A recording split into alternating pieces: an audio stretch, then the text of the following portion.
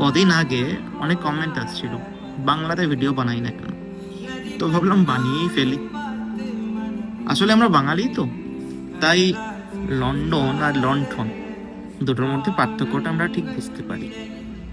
আমরা বাঙালি, তাই চোর আর শিক্ষকের মধ্যে যে ডিফারেন্সটা আছে না, সেটা আমরা বুঝতে পারি।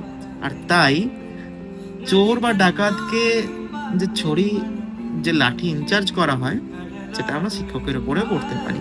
কোনো দাবি দাবা নেই, কোনো প্রবলেম নেই। উলঙ্গ রাজার দেশে সবাই উলঙ্গই হয়ে ঘুরে বেড়াবে। আসলে ব্যাপারটা কি জানেন তো, উলঙ্গ রাজার দেশে ওই ছেলেটা এখনো আসেইনি যে কিনা বলবে রাজা তোর কাপড় কোথায়। ইনফ্যাক্ট তাকে তো কিনে নেওয়া হয়েছে পয়সা দিয়ে। পার মান্থ তাকে আমরা 1,500 টাকা করে দিচ্ছি, সে মুখ খুলতেই পারছে না। ইনফ্যাক্ট শর্ট টার্মসে যদি আমি বলি, পয়সা সবকিছু করতে পারে।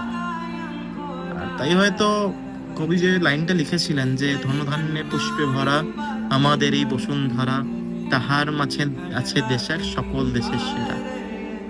সত্যি সেরা, পয়সা দিয়ে সব হয়। বাঙালি আর কবে জাগবে? এর পরেও যদি না জাগো, তাহলে জাগো গ্রাহক জাগো।